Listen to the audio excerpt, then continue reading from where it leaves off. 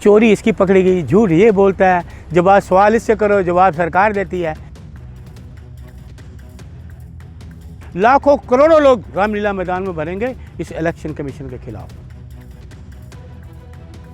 Data Modi ji भेजते हैं, वो उजागर करता है ये इलेक्शन कमीशन। मलिक साहब, 1 दिसंबर को तय किया गया है कि सरकार के खिलाफ रामलीला मैदान के अंदर पूरे इंडिया गठबंधन के बड़े नेता आएंगे और सरकार और इलेक्शन कमीशन के खिलाफ एक बड़ा विरोध दर्ज करेंगे। क्या वजह है इसके पीछे? देखिए, आप लोग ना मीडिया वालों को मैं दाद देता हूँ, आप सवाल ऐसे करते हो, जब अगर नहीं करते थे ना आप इलेक्शन कमीशन के खिलाफ कुछ करो। अब हम कर रहे हैं। 1 तारीख को राहुल जी ने ऐलान किया, हमारे जितने भी देश के प्रदेश अध्यक्ष थे सबकी मीटिंग हुई, लाखों करोड़ों लोग रामलीला मैदान में भरेंगे इस इलेक्शन कमीशन के खिलाफ। इलेक्शन कमीशन के खिलाफ वोट चोरो गद्दी छोड़ो, वोट चोरो गद्दी छोड़ो।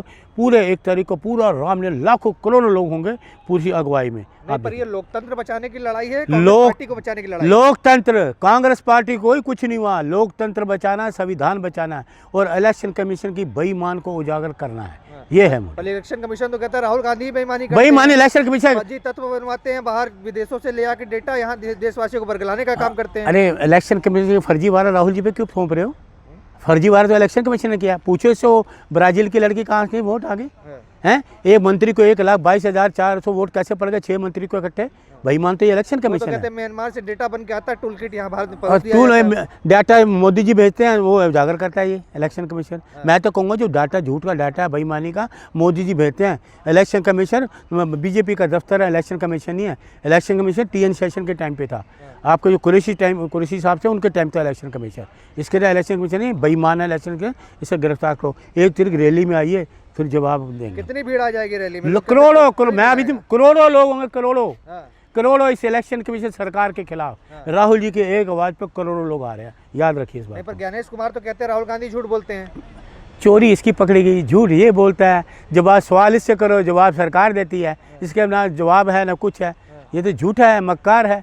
ये तो सिर्फ मोदी जी की गोद में पलने वाला व्यक्ति है, मोदी जी की गोद में पलने वाले व्यक्ति। अरे इतने बड़े पद पर हैं, आप बता रहे हैं पर झूठ है, बेईमान है, चोर है। चोरी की है, वोटों की चोरी की है, आपके अधिकार की चोरी की है, आपके वोट की चोरी की है, मेरे वोट की चोरी की है, देश के लोगों की चोरी की है वोट की। ये चोर हैं, वोट चोर हैं। वो तो कहते हैं कोई कंप्लेन नहीं आई कि हमारा वोट कट गया। राहुल जी ने लाखों करोड़ सबूत सामने रखे, वो घबरा गए। राहुल जी ने सबूत रखे ना 140 करोड़ लोगों के सामने, देखा ना कितना डाटा वाटा, उससे घबराए जो राहुल जी ने सारे सबूत रख दिए। अब इनके पास कोई बुद्धिजीवी तो राहुल जी को कह रहे हैं कि झूठ बोलते हैं। मैंने कहा ना बुद्धिजीवी, फिर आप बुद्धिजीवी ले। बुद्धिजीवी को पूछो मोदी जी को, वो करोड़ों रुपए देश का लेके गए, कब पकड़ेंगे? पुलवामा में कब पकड़े जाएंगे? 40 जवान शहीद हो गए, कब पकड़े जाएंगे? वो आतंकवादी कहाँ? झूठ बोलते हो, आज तक नहीं पकड़े गए। आपने भी कोई पत्र लिखा है? जरा मैंने पत्र लिखा, ये दिखाइए कैमरे पे। ये देखिए, उन्होंने तो पता नहीं कमरों में लिखा होगा। मैंने इस खुले मैदान में, खुले आपके सोशल मीडिया के सामने लिखा है, अपने हाथों से लिखा है। तो लगता है कि कोई स्वीकार करेगा पत्र को? बिल्कुल, देशवासी स्वीकार करेंगे। इलेक्शन कमीशन से क्या कहना चाहेंगे? देश की जनता ये करूँगा, ये चोर है, इसको गिरफ्तार किया जाए। इलेक्शन कमीशन को ये चोरी का मैंडेट है, ये बिहार के लोगों का मैंडेट नहीं है, ये चोरी का मैंडेट है। चोरी की सरकार है, हम इसको सरकार नहीं मानते ना हम विश्वास करते हैं। ये सरकार नहीं, ये बेईमानी है, बेईमानी है, मैंडेट नहीं है, लोगों का मैंडेट नहीं है। बहुत